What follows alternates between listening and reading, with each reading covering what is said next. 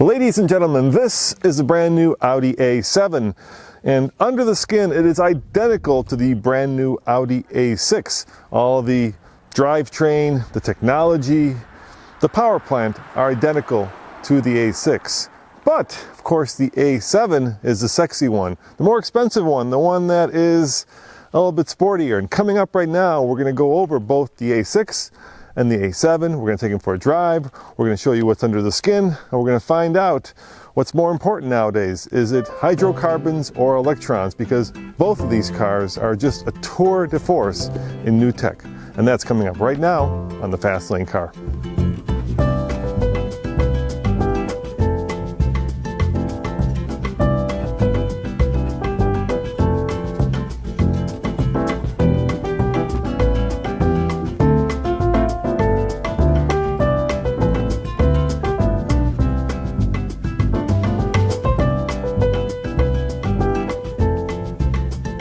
Now, normally at this part of the review we talk about hydrocarbons or gasoline, but now we're going to get to talk about electrons because, well, let's talk about the gas part.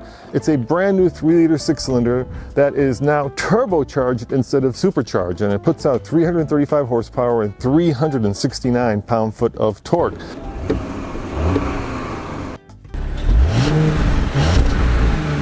It's mated to a 7-speed S-tronic that's dual clutch in Audi speak, and Audi says it goes from 0 to 60 in 5.2 seconds. The A6 does it in 5.1 because it's 100 pounds lighter. But let me show you something interesting. I think it's right here. It's this red cable. And that's because this is also a mild 48-volt hybrid, which allows this car to do things like turn this gasoline engine off 15 miles an hour, which is right before you get to the stop sign, so that it gets a 25 mpg combined, which is actually 2 better than the old car's 23. So electrons, at least in this case, can be very fuel efficient. Now at this point you may be wondering to yourself, what's the difference between the A6 and the A7? Well, the skin of course is different, but the biggest difference is right here. It's the fact that this is Audi's ultimate hatchback. And in the past that has meant that because you had a very sexy and sloping tail, it's cut down on headroom for the back passenger. And Audi says that they've increased headroom in the new model, so let's find out. Unfortunately, stylish and sexy and practical don't often go together, and this is where the A7 has had a little bit of a compromise. And that compromise is still here, so while I do have adequate headroom and adequate knee room, I'm sitting behind myself. If you guys really want room for 3 passengers, you probably want to go with the A6 and not the A7, because while you could certainly fold these seats down and get a lot into this hatchback, when the seats are straight up like they are right now and the hatchback is closed, it's a little bit tighter back here. But from the outside, it's a lot better looking, at least in my opinion. Of course, Audi is known for its Quattro all-wheel drive system, and this A7 along with the A6 have Audi's newest Quattro Ultra. And that's an interesting system because what it does is it basically allows the car to become more fuel efficient by allowing the front wheels to do the driving. Now in the old front wheel drive biased all-wheel drive systems, what would happen is the front wheels would lose traction. Let's say you're going around a corner, and then the system would sense it and would send power to the rear wheels, and then the rear wheels would get power and immediately lose traction because they just spun up, and you'd go around the corner and the back end would come flying out. And that was not a great system.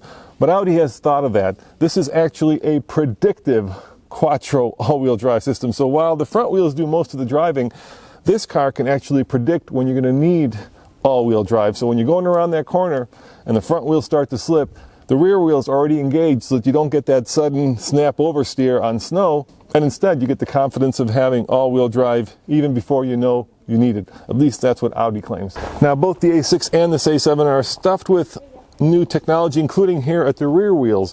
You can get optional all-wheel steering. That's right, these rear wheels will steer up to 5 degrees, and that's great for carving canyons, makes the car more trackable, and it's also great for when you're parking because it's easier to park the car since the rear wheels decrease the turning radius.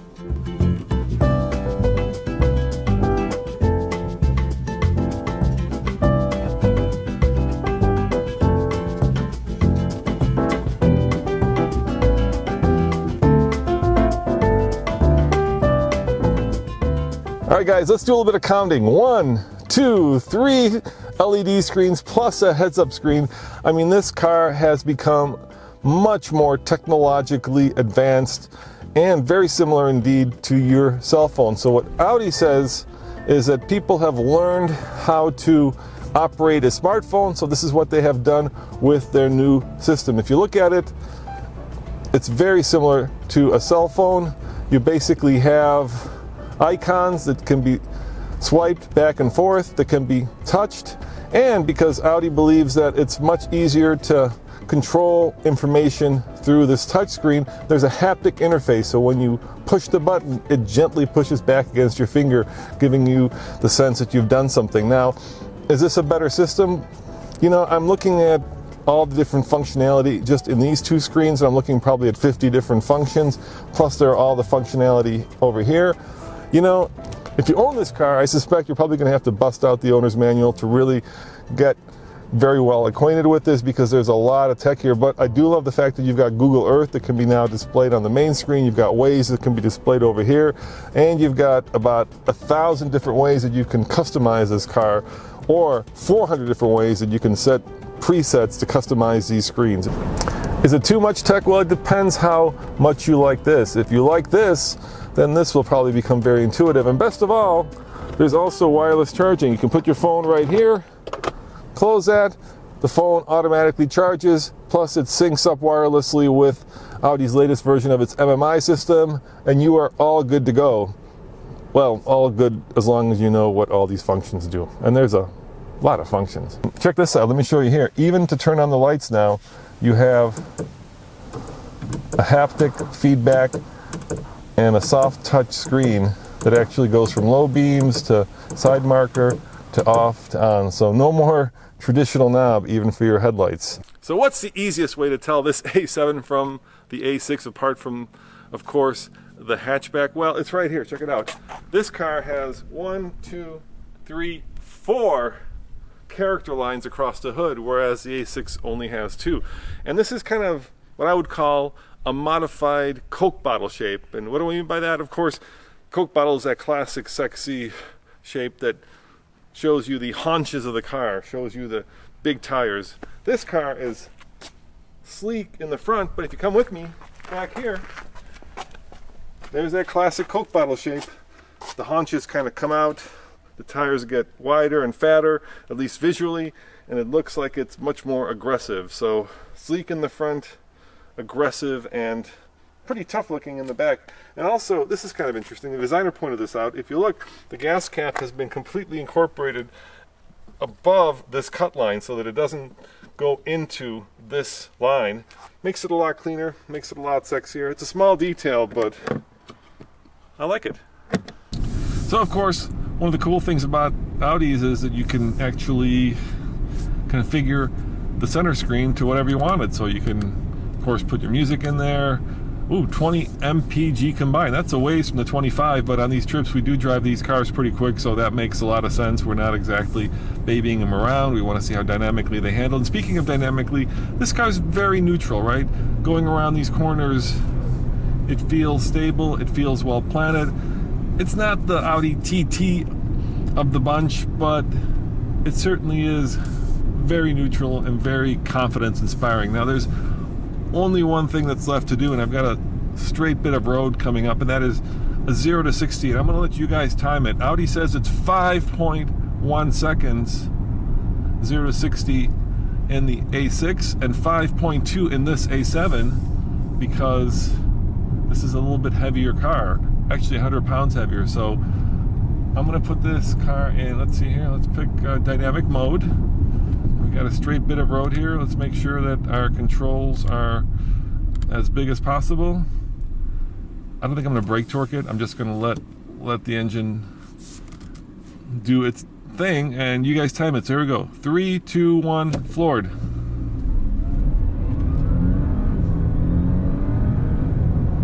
And there's 60. Was that 5.1 seconds? You let me know in the comments below, please. I've been doing these drives long enough now where I can kind of get a sense of how fast that is, and at about 5 seconds, it starts to really push you back into the seat. in about 3 seconds, 0 to 60, you start to get tunnel vision. So there was a pretty good push. It was very linear. There was a little bit of turbo lag. Now you'll notice that these are 225/40/20s, and for 2019, all the A6s and A7s get an upgrade in wheel size. So now the base wheel is a 19-inch wheel. Then you go to this 20, and you can even get an optional 21. And that is some serious amount of tire on a car with only 335 horsepower. Yeah, only. So let's talk about how this car drives. Now, one of the good things about a 48-volt system is that it does things like shut the engine off before you hit the stop sign or stoplight. So at 15 miles an hour, it will shut the engine off, making you coast to the stoplight, and you won't know it because everything, and there's a lot of electronics in here, will remain on, but the engine will turn off. And it's relatively seamless, right? The biggest complaint most people have with stop-start is that the whole car kind of shakes when it turns back on, and it's kind of uncomfortable because if you're in an old stop-start system, the air conditioning may turn off, the heater may turn off, but here it's pretty much seamless. So that's a plus. The other plus is that Audis have always been kind of front heavy, right? It's a transversely mounted engine, and all the weight is over the front wheels. Did you see? It just turned off. Could you tell? The other cool thing about the new A6 and A7 is the doors are semi-electric. What do I mean by that? Well, check it out.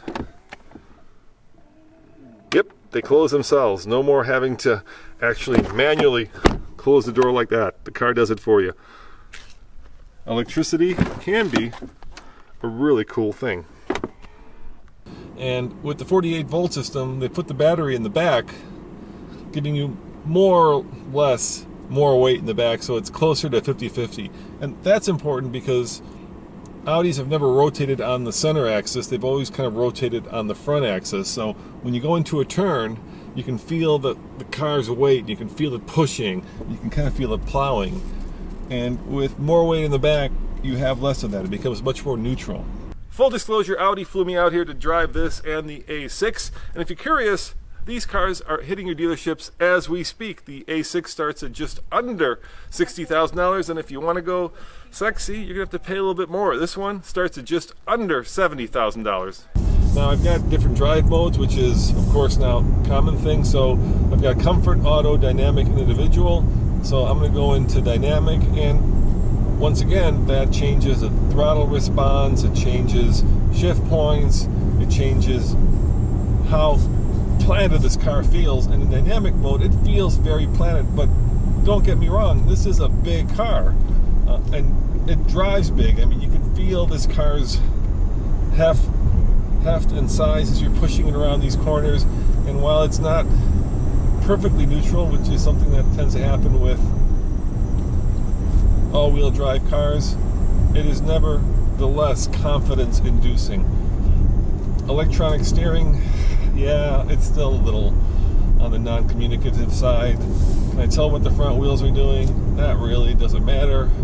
For most people, probably not. Overall, even though this is the A7 and it's kind of the sporty four-door hatchback coupe, it's still more of a GT car than a canyon carving car. In other words, it's more of a grand touring car than one that's set up to actually take on twisty roads. Is it too much to ask for frickin' lasers for my headlights? Well, not anymore, because this car can be had with high beam lasers for headlights.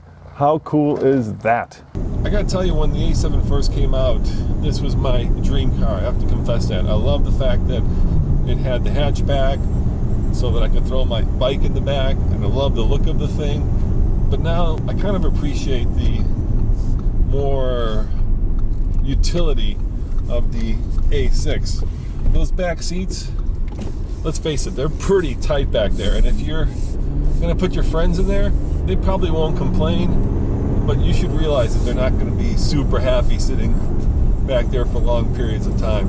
Whereas in an A6, they'll be very happy back there. There's a lot more room. In general, I do like the fact that Audi has gone to a much more smartphone-based infotainment system, but there is just a lot of technology going on here. And when you do turn these well, 4 screens off, it's just a sea of black. In this car, it's not so bad because we've got this beige leather, so it breaks up the black. But in the A6 that I was driving earlier, that had dark interior, it was a lot of black.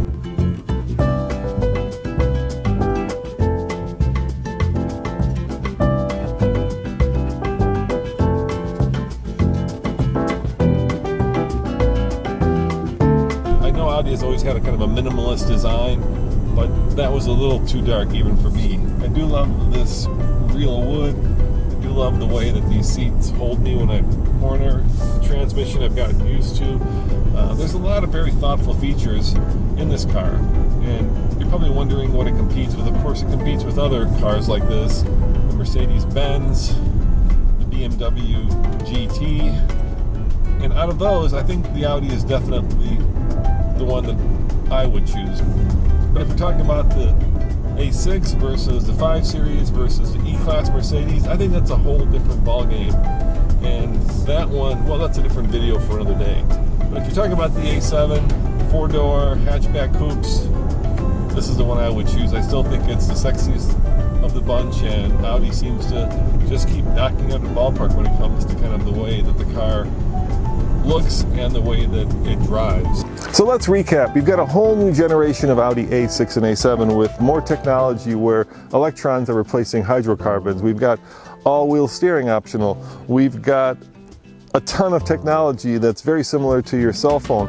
And we've got more power and better fuel economy. What's not to love? Well, is it too much tech?